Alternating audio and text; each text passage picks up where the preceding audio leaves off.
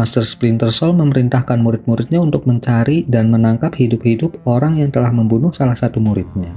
Setelah itu dia pergi meninggalkan 3 murid formasi inti di aula. Setelah beberapa saat mempertimbangkan, kultivator dengan penampilan yang berani dan tegas membagi tugas kepada 2 orang juniornya. Junior kelima, kirim jimat transmisi suara ke cabang sekte di Pegunungan Tayu sesegera mungkin. Mari kita lihat apakah mereka tahu tentang kematian junior ke-6 atau tidak. Jika mereka nggak mengetahuinya, minta mereka mengirim orang untuk menyelidiki keberadaan si pembunuh. Junior Q, hubungan Anda dengan Master Sabang Sekte cukup baik. Lihat apakah dia dapat mengirim orang untuk menyelidiki apakah ada kultivator kelas tinggi yang nggak dikenal baru-baru ini memasuki negara bagian Wu. Juga kita semua akan mengirim murid kompeten kita sendiri untuk menyelidiki lokasi terakhir yang diketahui dari junior ke-6 dan melihat apakah ada petunjuk atau tidak. Setelah informasi ini disampaikan, kita akan berangkat bersama untuk menangkap orang itu. Karena dia mampu membunuh junior ke-6, kultivasinya pasti tinggi. Yang terbaik adalah berhati-hati.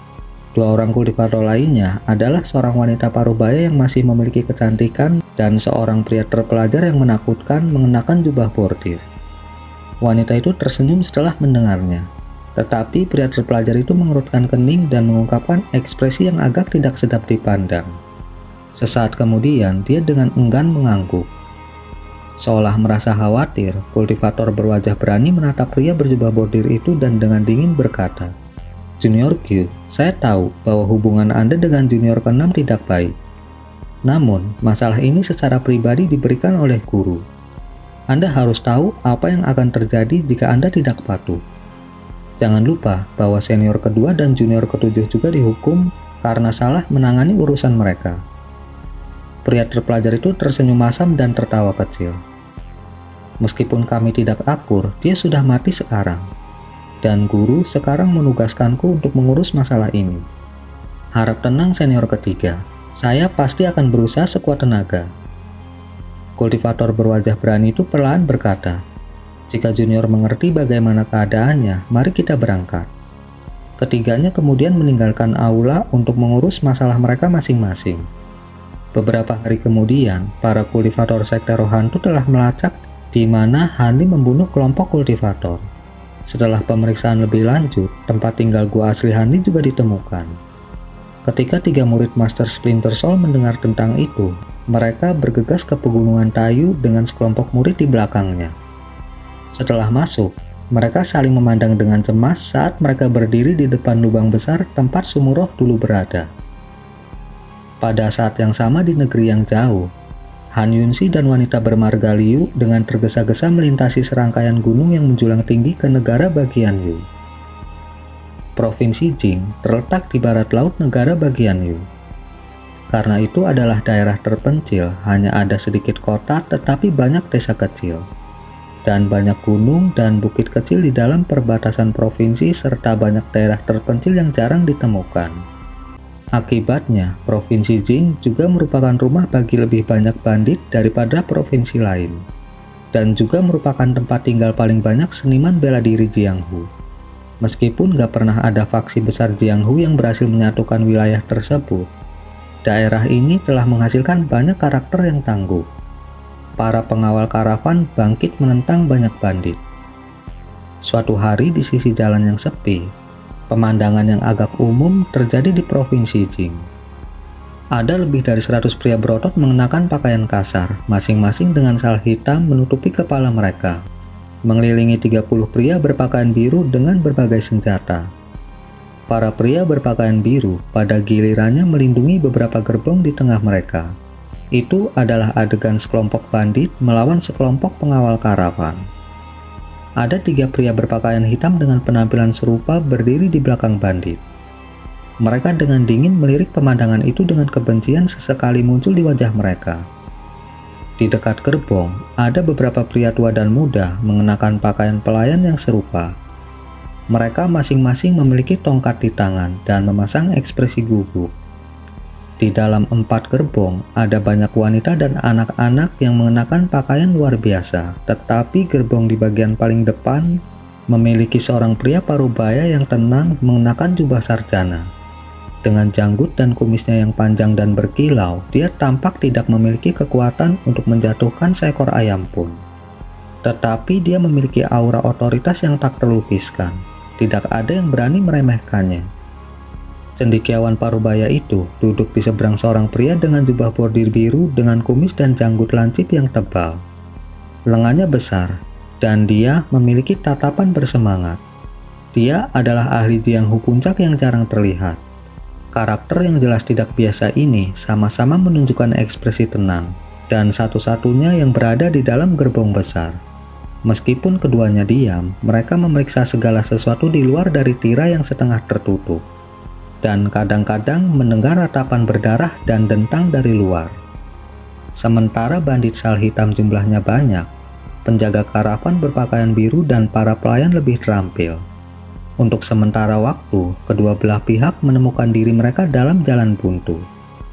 Pria terpelajar itu tersenyum saat melihat ini dan berbicara kepada pria besar itu.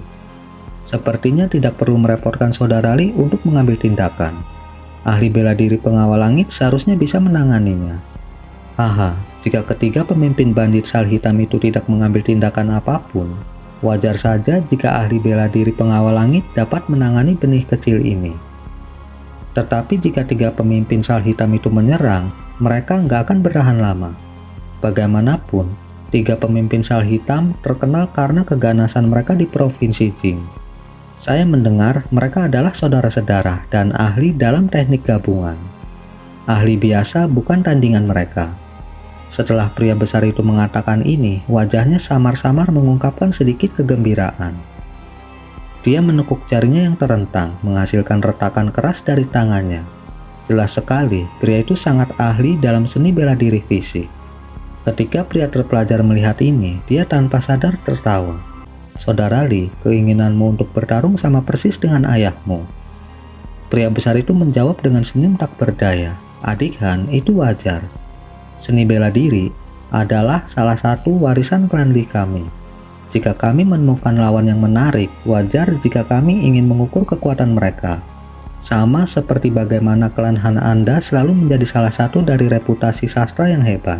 Dan bagaimana selalu ada satu atau dua dari klan Anda yang berhasil memasuki istana kekaisaran sebagai pejabat.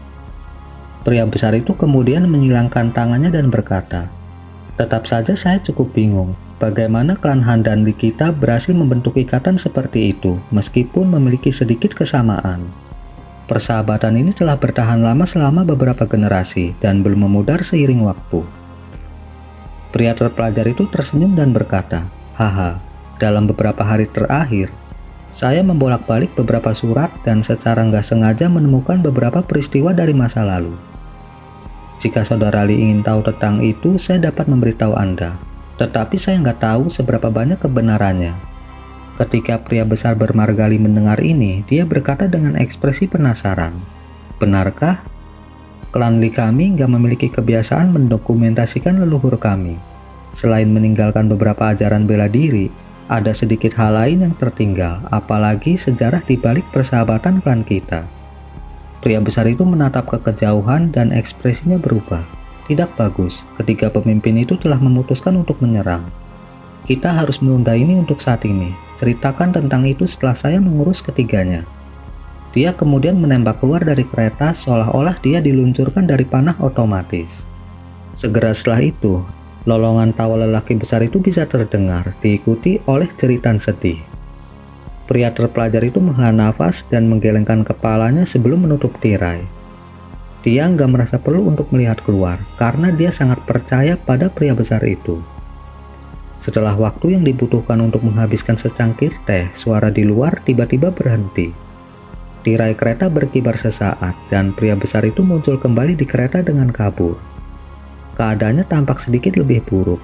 Bahunya berlumuran darah seolah-olah dia sedikit terluka.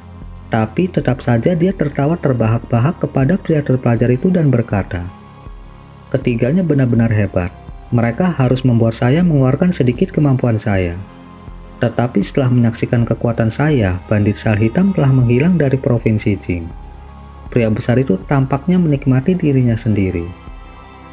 Ketika orang terpelajar mendengar ini, dia memasang ekspresi minta maaf. Jika saya tidak membawa saudara Lee, saya khawatir saya akan melewati sisi lain dengan rute ini menjadi tempat kematian saya. Karena kebencian besar yang dimiliki musuh-musuh itu terhadap saya terpaksa melibatkan saudara Lee. Pria besar bermarga Lee dengan santai berkata, "Apa maksudmu melibatkan?"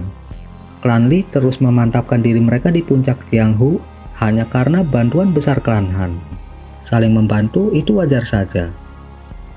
Itu benar, tapi aku hanya bersikap sebaliknya. Senyum pria terpelajar itu digantikan dengan ekspresi tenang.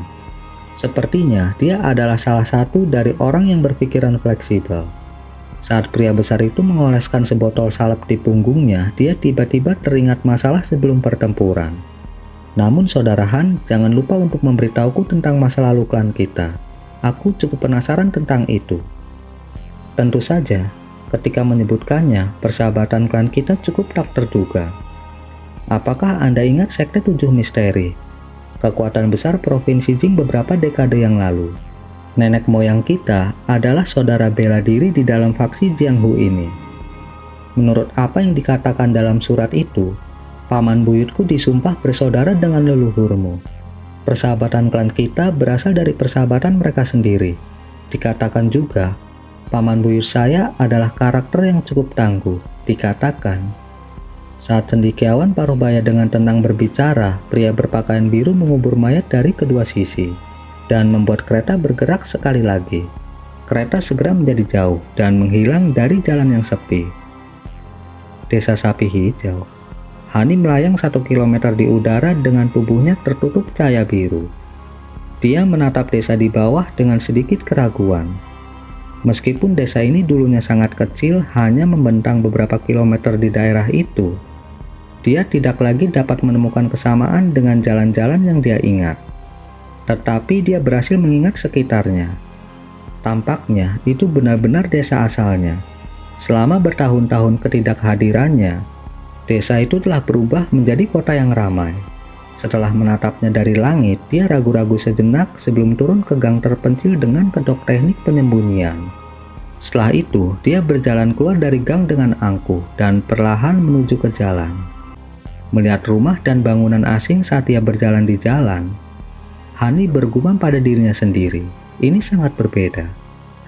Untuk beberapa alasan yang gak diketahui, dia tahu bahwa jika dia pergi ke barat, dia akan dapat melihat hutan dan gunung hijau tempat dia menghabiskan masa kecilnya. Namun, langkahnya menjadi ragu-ragu dan lambat saat dia melihat perubahan besar yang terjadi pada desa Sapi Hijau. Pada saat itu, ekspresi Hani tenang, tetapi dia berharap dia akan segera menemukan sesuatu yang dia kenali. Namun, Hani hanya kecewa sampai dia tiba di persimpangan 3 arah. Dia berhenti dan menatap sebuah restoran lusuh kecil di sisi jalan. Restoran itu sudah usang dan hanya setinggi 2 lantai dengan papan nama kekuningan bertuliskan aroma musim semi. Itu adalah restoran yang pernah dikelola oleh paman Hanli Han Gendut. Hani melirik restoran dan samar-samar ingat berjalan melalui pintu gesernya. Ada wajah bulat paman ketiganya, halaman samping di belakang restoran, ruang samping yang remang-remang dan makanan lezat, kereta hitam dengan spanduk Sekte 7 Misteri, dan banyak lagi kenangan mulai muncul dengan jelas di benak Hanli. Hani melirik restoran dengan ekspresi rumit. Jejak kesedihan dihianati di matanya. Dia menatap restoran sejenak sebelum menemukan bahwa beberapa orang asing di jalan sedang meliriknya dengan ekspresi aneh. Itu tidak mengejutkan. Lagi pula, seorang pemuda tidak bergerak menatap sebuah restoran tua yang lusuh. Dengan berpikir lebih lama, dia dengan tenang berjalan ke restoran dengan tangan di belakang punggungnya. Setelah memasuki restoran kecil, seorang pelayan berpakaian rapi menyambut Hanli. Hanli nggak menuju ke lantai 2, dan malah memilih untuk duduk di sudut terpencil di lantai pertama. Dia memesan beberapa hidangan dan diam-diam mengamati semua yang terjadi di restoran. Ada orang-orang dari semua latar belakang yang duduk di lantai pertama, seperti yang dilihat Hanli di restoran lain. Terlepas apakah itu pekerja keras atau pedagang kecil, mereka semua ada. Satu-satunya hal yang menonjol adalah meja yang penuh dengan pria kekar. Keenam pria kekar itu dengan mudah membawa tas kain sepanjang 1 meter di sisi mereka. Hani nggak perlu menggunakan indera spiritualnya untuk menebak bahwa itu adalah senjata berpilah. Dari seragam mereka yang mirip, mereka jelas milik semacam organisasi. Namun, ini sangat membangkitkan perasaan akrab dari Hanli saat dia mengingat hari-harinya di Sekte 7 Misteri. Dia menyapu perasaan spiritualnya melewati orang-orang itu dan dengan jelas mendengar percakapan mereka. Seperti yang dia duga, mereka adalah pembunuh yang tergabung dalam sebuah organisasi. Hanli segera kehilangan minat dan mengalihkan perhatiannya untuk memeriksa pelanggan lainnya. Pada saat itu, dua cendekiawan muda masuk ke restoran. Mereka berjalan perlahan dan mengobrol dengan senyum di wajah mereka. Saya mendengar bahwa asisten Menteri Han telah tiba kembali ke desa asalnya untuk memberikan penghormatan kepada leluhurnya. Tidak hanya karakter besar provinsi yang datang untuk melakukan kunjungan resmi, tetapi klan Fan dan Li juga mengirim orang. Tampaknya klan Han benar-benar ingin acara ini menjadi meriah dan megah. Tepat sekali, saya mendengar bahwa untuk persembahan leluhur ini, klan Han mengirimkan banyak surat panggilan klan cabang samping mereka terlepas dari jarak. Bahkan pejabat pemerintah yang bereputasi kecil pun mengirim orang untuk memberi penghormatan. Dari cara saya melihatnya, klan Han, Fan, dan Li akan segera menjadi 3 keluarga besar di Provinsi Jing. Agak tidak terbayangkan bahwa kenaikan kekuasaan klan Han yang tiba-tiba hanya terjadi dalam rentang waktu 100 tahun. Apa yang aneh tentang itu? Sejak seorang anggota klan Han berhasil menduduki peringkat pertama dalam ujian kekaisaran, peningkatan kekuatan mereka menjadi sangat penting. Masing-masing keturunan mereka kemudian mulai mencapai peringkat hebat dalam ujian kekaisaran. Dengan kesuksesan beberapa generasi, tidak heran jika mereka saat ini begitu mengesankan. Tentu saja akan lebih baik bagi kita untuk nanti. Kedua cendekiawan dengan santai duduk di meja di sebelah Hanli saat mereka berbicara. Klan Han. Ketika Hani mendengarnya, dia buru-buru berpikir untuk terus mendengarkannya. Tetapi kedua cendekiawan itu dengan cepat mengubah topik pembicaraan dan mulai mendiskusikan karya sastra, yang membuat Hanli kesal. Setelah beberapa pemikiran, dia tiba-tiba berdiri dan berjalan menuju para sarjana. Saudaraku, namaku Hanli. Bolehkah saya bertanya klan Han mana yang Anda maksud? Saya tiba di sini setelah menerima undangan untuk memberi penghormatan kepada leluhur klan. Namun, saya dibesarkan di pedesaan kecil, dan saya sangat tidak terbiasa dengan klan utama. Saya juga tidak tahu di mana harus memberi hormat. Bisakah kalian berdua memberi saya beberapa petunjuk? Kedua cendekiawan itu tercengang. Tetapi setelah melihat Hanli juga mengenakan jubah seorang sarjana dan berbicara dengan kata-kata yang halus, keduanya menjawab tanpa curiga. Jadi ternyata saudara adalah murid klan Han. Kami cukup kasar. Namun di sini hanya ada satu klan Han. Klan Han dari lembah 3 km. Lembah 3 km. Seluruh area ini adalah desa kecil tempat klan Han pernah tinggal. Karena seluruh desa hanya terbentang 3 km di atas pegunungan, dia menerima nama yang tidak canggih ini. Tampaknya klan Han yang mereka bicarakan kemungkinan besar terkait dengannya. Dengan ekspresi tenang, Hani dengan malu-malu berkata, "Jika itu masalahnya, maka klan Han ini benar-benar klanku. Bisakah kalian berdua memberitahu saya tentang detail klan yang lebih baik? Saya tidak pernah berpartisipasi dalam persembahan leluhur klan. Saya lebih suka tidak mempermalukan diri sendiri." Kedua cendekiawan itu saling melirik dan kemudian memeriksa Hanli. Merasa bahwa dia nggak memiliki niat buruk, mereka setuju. Ini, kami hanya dapat memberikan beberapa detail umum. Mereka dikenal oleh semua orang. Terima kasih banyak. Hani tersenyum. Salah satu cendekiawan mulai berbicara.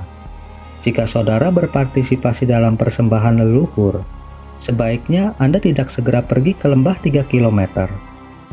Beberapa dekade yang lalu, klan Han mengubah lokasi mereka menjadi kastil klan Han. Mereka hanya akan kembali ke rumah leluhur mereka di lembah 3 km pada hari persembahan leluhur klan Han. Ekspresi Hani tetap tenang saat dia mendengarkan, tapi hatinya tergerak oleh kegembiraan. 4 jam kemudian, Hani muncul di atas pegunungan hijau dari masa lalunya. Dia tidak turun, hanya melihat ke bawah dalam diam. Apakah ini desa kecil yang sama dari masa lalu?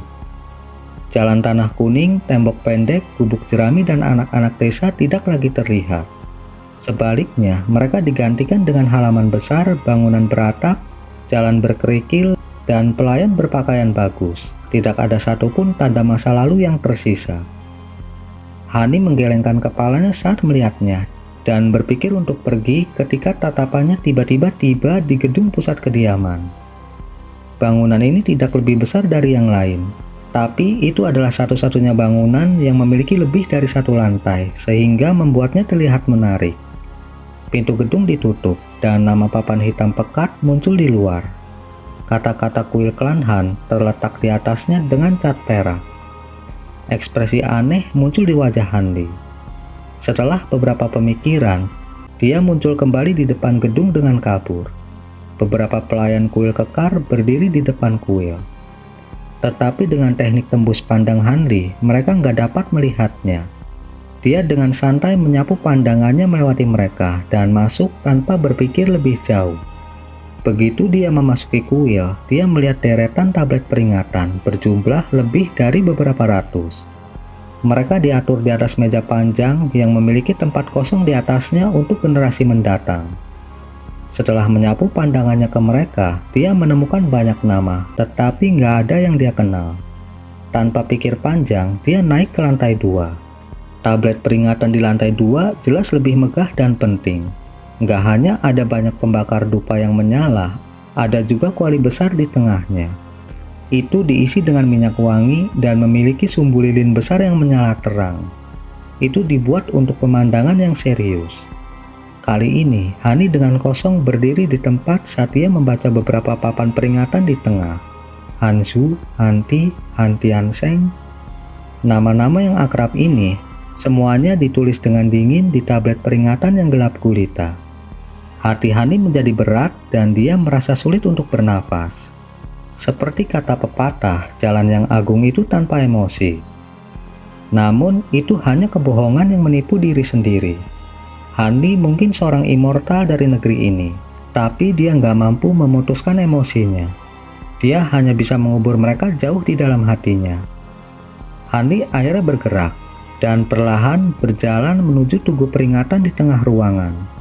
Dia berhenti dan tanpa ekspresi menatap tablet peringatan saat gambar kerabat dekatnya mulai terus muncul di benaknya. Jumlah waktu yang nggak diketahui perlahan berlalu. Suara berat pintu gedung yang terbuka membangunkan Handi dari suasana hatinya yang mengingat masa lalu. Namun, dia hanya berdiri di tempat tanpa bergerak. Pada saat itu, langkah kaki dan suara dua pria parubaya bisa terdengar. "Saudara Li, kamu terlalu tidak sabar. Bukankah saya mengatakan bahwa saya akan meminjamkan Anda surat untuk dibaca setelah kunjungan kuil? Apa ada suatu kebutuhan untuk menjadi sangat cemas?" Pria ini berbicara dengan nada tak berdaya. Dalam rasa malu, dia menjawab, "Hehe, saudara Han yang terhormat, siapa suruh Anda menyebutkan bahwa bagian akhir surat itu memiliki seperangkat seni bela diri tanpa nama yang ditinggalkan oleh leluhur Anda? Saya agak bingung mengapa klan Li kami nggak tahu apa-apa tentang masalah ini. Meskipun faktanya nenek moyang kita yang menciptakannya, wajar jika saya ingin melihatnya sesegera mungkin. Namun, mengapa Anda mengabadikan surat itu? Akan sangat memalukan jika seseorang mencurinya." Suara pertama menghela nafas dan berbicara dengan suara penuh percaya diri. "Siapa yang mungkin berpikir untuk mencuri sesuatu dari aula leluhur klan? Meskipun klan Han kami belum tentu merupakan sarang karakter berbahaya, kami masih memiliki banyak seniman bela diri terampil yang berjaga. Orang biasa bahkan gak akan bisa mendekatinya. Bahkan jika mereka berhasil, mereka masih harus takut akan pembalasan kita." Itu benar, pria lain setuju. Saat langkah kaki menjadi jelas, seorang pria terpelajar dan seorang pria dengan rambut wajah tebal muncul di tangga lantai 2. Keduanya awalnya tiba dengan senyuman, tetapi setelah melihat Handi, ekspresi mereka membeku. Dalam ketakutan mereka, pria besar itu melangkah maju dan menutupi bagian depan sarjana parubaya itu. Dengan kumis dan janggut yang berkibar-kibar, dia dengan lembut meraung, Penjahat yang cerdas untuk berpikir menunggu di sini untuk menyergap. Tetapi kamu tidak akan pergi hidup-hidup. Setelah itu dikatakan, tangan pria itu mengepal dan dia dengan ganas menerkam ke arah Hanli. Tapi sebelum dia tiba, angin kencang dengan tekanan yang mencengangkan menekannya. Hanli tetap tidak bergerak saat dia berdiri di tempat dengan punggung menghadap mereka. Dengan bunyi gedebuk, tinju besar pria itu mengenai punggung Hanli. Pria besar itu tercengang, tetapi wajahnya sangat berubah saat melihat cahaya biru berkelap-kelip dari tubuh Hanli. Saat pria itu mencoba mendaratkan pukulan lagi, dia terlempar. Cendekiawan paruh baya itu langsung mengungkapkan ekspresi takjub. Tepat ketika tubuh besar pria besar itu jatuh, tubuhnya tiba-tiba melambat. Dan dia mendarat di atas kakinya seolah-olah dia seringan bulu. Dia tampak sama sekali tidak terluka. Kakak Li, apakah kamu baik-baik saja? Apakah Anda mengalami luka dalam? Meskipun orang terpelajar itu memiliki sedikit kekuatan, dia tahu ada banyak cara yang dapat melukai seniman bela diri Jiang Hu tanpa tanda-tanda luar. Karena itu, dia mengungkapkan kekhawatiran. Pria besar bermargali itu menarik nafas dalam-dalam dan merasa tubuhnya tidak terluka. Dia hanya bisa berbisik dengan bingung. Tidak apa-apa. Aku baik-baik saja. Keterampilannya tidak terduga, tetapi sepertinya dia tidak bermusuhan. Ketika pria terpelajar mendengar ini, dia mengangguk dan merasa sedikit lebih nyaman. Dia kemudian mengalihkan pandangannya ke Hanli dan dengan tenang berkata, "Prajurit hebat, saya adalah Master Klan Han Tianxiao. Apakah prajurit hebat ini datang ke sini khusus untukku?" Tuan Klan Han, Hani perlahan berbalik. "Ah, kamu? Mustahil. Apa maksud dari dirimu yang terhormat itu?" Sebelum Hanli bisa berbicara, cendekiawan dan pria besar itu tidak bisa menahan diri untuk tidak berteriak kaget saat melihat penampilan Hanli. Pria terpelajar itu segera memikirkan sesuatu dan ekspresinya menjadi cemberut. Setelah pria besar itu pulih dari kagetnya, dia juga menyadari dan memasang ekspresi sakit. "Kau mengenaliku?" Hanli bertanya dengan cemberut. Dia melirik keduanya dan menemukan bahwa keduanya tampak agak akrab. Namun, dia meninggalkan masalah itu sendirian dengan senyum masam di hatinya. Pria terpelajar itu menatap Hanli dan dengan sengaja mengatakan kata demi kata. "Dirimu yang terhormat bertanya meskipun tahu jawabannya. Penampilan Anda menyerupai paman besar keempat klan Han kami. Kenapa aku tidak mengenalimu?" Paman hebat keempat. Ketika Hanli mendengar ini, dia tersenyum misterius. Karena dia adalah yang tertua keempat di antara saudara-saudaranya, itu secara alami merujuk padanya. Namun tidak jelas bagaimana mereka bisa mengetahui penampilannya saat ini, karena dia nggak pernah bertemu langsung dengan kerabatnya sejak dia pergi ketika dia masih kecil. Hanli tersenyum dan berkata, "Oh, kapan saya mengatakan bahwa saya seperti paman besar keempat Anda? Bukankah ini hanya penampilan alamiku?" Pria terpelajar itu dengan cepat menjadi marah dan dia dengan dingin berkata, "Ada banyak wajah yang mirip di dunia ini, tetapi tidak hanya wajahmu yang memiliki kemiripan yang mencolok. Di sini kamu berada di aula leluhur klan Han. Apalagi yang tersisa untuk dirimu yang terhormat." Ekspresi Hanli santai dan dia berkata dengan nada terkesan, "Balasanmu tepat. Anda layak menjadi pejabat istana kerajaan." Kemakmuran klan Han saat ini tidak diragukan lagi merupakan hasil dari upaya generasi selanjutnya. Ekspresi kasar melintas di wajah pria itu dan dia dengan marah berkata, Apakah dirimu yang terhormat benar-benar berencana untuk berpura-pura menjadi leluhurku? Benar-benar berencana untuk berpura-pura menjadi leluhurku? Berpura-pura? Mengapa saya ingin melakukan itu? Bagaimana kalau Anda menyebutkan bagaimana Anda tahu tentang penampilan saya? Sepertinya saya ingat bahwa sejak saya meninggalkan rumah, keluarga saya nggak pernah melihat penampilan saya. Mungkinkah anggota Sekte 7 Misteri menggambar potret untukmu?" Tatapan Hanli kemudian jatuh ke pria besar dengan rambut wajah tebal. Dia menyipitkan matanya, akhirnya menyadari mengapa dia merasa pria itu sangat akrab. Nama keluargamu adalah Li. Apakah Anda berhubungan dengan Li Feiyu?" Pria besar itu mengungkapkan ekspresi marah. "Kamu? Bagaimana kamu tahu nama leluhur klan saya? Ternyata Anda tahu sedikit tentang klan Li saya." Ketika Hani mendengar ini, dia dengan acuh tak acuh tersenyum. Pria terpelajar itu terkejut setelah mendengar kata-kata sekte 7 misteri dan Liveu. Dia dengan bingung berkata, "Karena dirimu yang terhormat berulang kali mengklaim bahwa kamu adalah adik laki-laki leluhurku. Kamu pasti tahu bahwa paman buyut klan Han kami telah menghilang. Tapi sekarang dirimu yang terhormat telah muncul 200 tahun kemudian. Tapi aku gagal melihat indikasi usiamu yang hebat." Orang terpelajar itu baru saja mengetahui tentang sejarah klan Han dan klan Li dari sebuah surat. Mungkinkah orang ini juga melihat surat itu? Dengan pemikiran itu, pria terpelajar itu tidak bisa tidak melihat ke meja dengan tablet peringatan. Surat itu disembunyikan di suatu tempat di antara mereka. Melihat tatapan pria terpelajar itu menjadi aneh, dia menyapu melewati tablet memorial dengan indera spiritualnya dan menemukan surat yang tersembunyi di dalamnya. Hani mengangkat tangannya tanpa ragu dan memberi isyarat ke arah meja. Kedua pria itu tercengang dengan apa yang terjadi selanjutnya. Cahaya melintas dari meja, dan buklet kuning yang diselimuti kabut cahaya biru terbang keluar dari meja menuju Hani. Hani meraih buklet dan cahaya menyebar dengan jabat tangannya yang samar. Dia kemudian dengan santai membalik-baliknya. Karena pria terpelajar itu sudah lama menjadi bagian dari birokrasi, dia sudah lama terbiasa menjaga ketenangannya dalam menghadapi peristiwa-peristiwa mencengangkan. Namun dia nggak bisa menahan diri untuk nggak menelan ludah dengan panik saat dia melirik pria besar itu. Pria besar itu nggak jauh lebih baik, tetapi ekspresinya menjadi aneh seolah-olah mengandung kebahagiaan dan ketakutan. Sementara cendekiawan itu masih merasa bingung. Pria besar itu menangkupkan tangannya dan membungkuk dalam-dalam ke arah Hani sambil ragu-ragu berkata, "Bolehkah saya bertanya apakah diri Anda yang terhormat adalah seorang kultivator abadi dari legenda?"